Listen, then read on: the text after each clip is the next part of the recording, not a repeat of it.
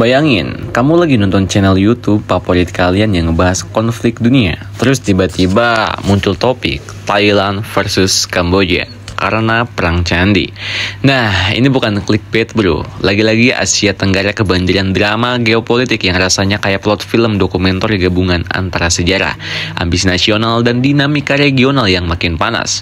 Kalau kalian bertanya, loh Thailand sama Kamboja kok bisa-bisanya bentrok lagi nih? Mereka kan tetanggaan gitu. Jawabannya simpel dan rumit di saat yang sama. Akar konflik ini bukan cuma soal wilayah, tapi juga identitas nasional, warisan sejarah, dan ya, sebongkah batu kuno megah bernama Kuil Preh Vihear yang berdiri angkuh di atas pegunungan Dangrek.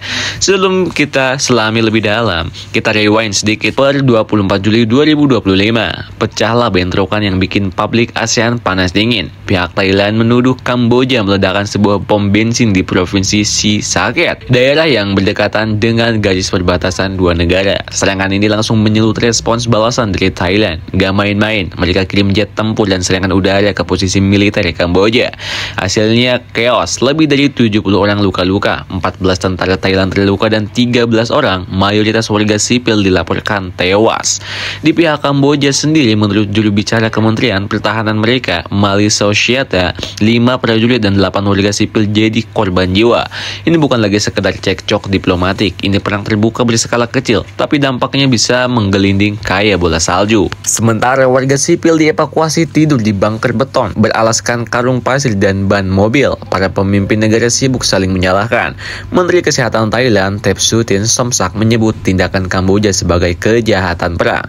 Di sisi lain, Perdana Menteri Kamboja Hun Manet gak mau kalah. Dia langsung lempar isu ini ke PBB, minta pertemuan darurat Dewan Keamanan karena menilai Thailand mengancam perdamaian kawasan. Kalau kalian pikir ini cuma adu mulut dua negara yang kebetulan berbatasan, kalian salah guys. Ini udah kayak drama berseri yang skripnya ditulis sejak zaman kekaisaran. Lalu kita masuk ke pertanyaan paling basic tapi paling penting nih, kenapa Thailand dan Kamboja perang sih gitu?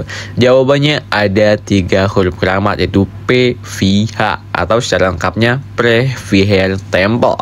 Kuil ini bukan cuma sekedar bangunan batu tua, ini adalah simbol kebanggaan, warisan budaya, dan yang paling krusial, alat diplomasi dan propaganda nasional. Kuil ini dibangun sekitar abad ke-11 dan ke-12 oleh Kekaisaran Khmer, nenek moyangnya bangsa Kamboja. Tapi lokasi berdirinya itu yang jadi masalah, itu di perbatasan pegunungan Dangrek di antara wilayah utara Kamboja dan provinsi timur laut Thailand. Secara spiritual dan historis, Kamboja merasa itu milik mereka. Tapi secara geografis, Thailand juga punya argumen kuat. Akses utama ke kuil itu justru lebih mudah dari sisi Thailand. Dan disinilah sejarah kolonial ikut campur. Tahun 1907, Prancis yang saat itu jadi penjajah Kamboja bikin peta yang menempatkan Preh Vihear di wilayah Kamboja. Tapi Thailand saat itu bilang, itu peta sepihak, kita nggak pernah setuju. Lalu ketika Jepang masuk Asia Tenggara pada Perang Dunia II, Thailand sempat merebut wilayah itu. Setelah Jepang kalah dan Kamboja merdeka, Thailand masih ngeyel. Tahun 1954, mereka menduduki kembali kuil itu, dan akhirnya Kamboja bawa kasus ini ke Mahkamah Internasional. Boom, tahun 1962, ICJ atau International Court of Justice memutuskan bahwa kuil tersebut secara legal milik Kamboja.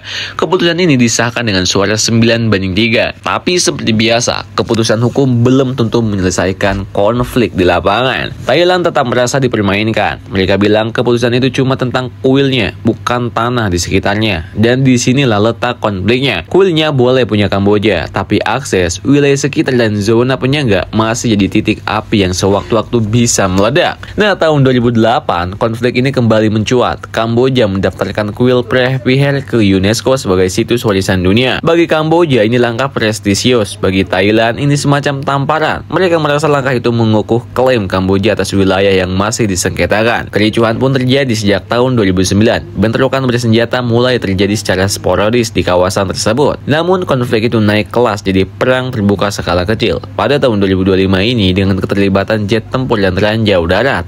Kita tarik napas sebentar deh, lalu tanya pertanyaan lanjutan yang gak kalah penting, siapa yang lebih kuat? Kalau dilihat dari sisi kekuatan militer, jelas Thailand lebih unggul di banyak lini. Mereka punya sekitar 360.000 personal aktif dan cadangan cadangan, sistem wajib militer dan pasukan elit semacam Navy SEAL lokal. Bandingkan dengan Kamboja yang hanya memiliki sekitar 125.000 personel aktif dan paramiliter tanpa sistem wajib militer.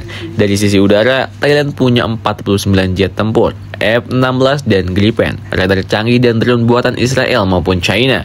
Sementara Kamboja nggak punya jet tempur sama sekali, hanya beberapa helikopter, serbu dan drone CH-4 gitu. Thailand juga punya hubungan militer yang erat dengan Amerika Serikat dan aktif di latihan gabungan Cobra Gold, salah satu latihan militer terbesar di Asia Pasifik. Sementara Kamboja lebih condong ke China dan Rusia. Meski dalam posisi sangat tergantung pada bantuan eksternal, dalam hal laut, Thailand bahkan punya kapal induk, kapal selam dan armada frigat yang solid. Kamboja itu hanya belasan kapal patroli, mostly buat sungai dan pantai doang gitu. So, kalau ngomongin siapa lebih kuat, Thailand unggul secara kuantitatif, teknologis dan jaringan aliansi. Tapi bukan berarti mereka bisa semena-mena. Justru kondisi semacam ini yang bisa bikin pihak lemah seperti Kamboja mencari simpati dan dukungan internasional. Langkah Hun Manet bawa isu ini ke PBB adalah bukti bahwa permainan geopolitik bukan cuma soal otot, tapi juga soal citra. Nah, yang sering gak dibahas di media arus utama adalah dampak ke masyarakat sipil dan stabilitas regional. Buat warga di perbatasan, konflik ini berarti trauma berkepanjangan, pengungsian, ketidakpastian ekonomi dan gangguan parah terhadap ekonomi kehidupan sehari-hari. Bayangin, kalian tinggal di desa pertanian dekat perbatasan, tiba-tiba tanah kalian dihujani artileri, anak-anak gak bisa sekolah,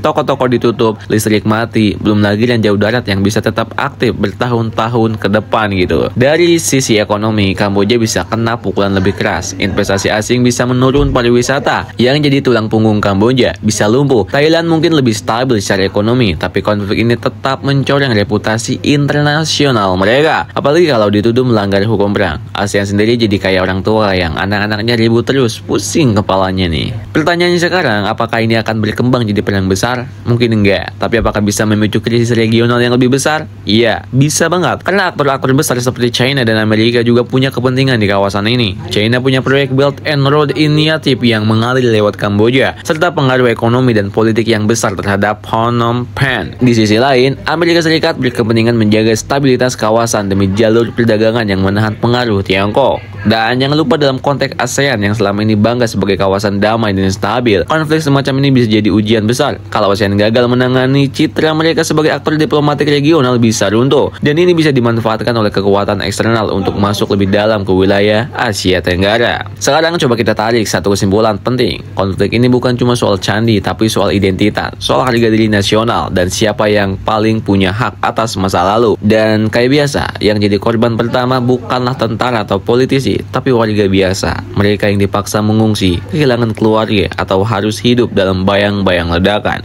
Semuanya demi sebidang tanah dan klaim sejarah. Cuma itu. That's it. Oke, welcome to Southeast Asia. Dan kalau kalian pikir konflik ini bakal selesai dalam waktu dekat, well, sejarah menunjukkan bahwa pertarungan simbol dan perbatasan gak pernah benar-benar selesai. Mungkin mereka bakal gencatan senjata, mungkin ASEAN bakal turun tangan, tapi selama narasi nasionalisme, trauma sejarah kolonial, dan kepentingan geopolitik besar masih berperan, Thailand dan Kamboja akan terus berada dalam zona abu-abu antara damai dan perang. Welcome to Southeast Asia, tempat dimana candi kuno bisa lebih mematikan dari drone tempur. Oke, itu aja informasi dari Mimin. See you, bye-bye.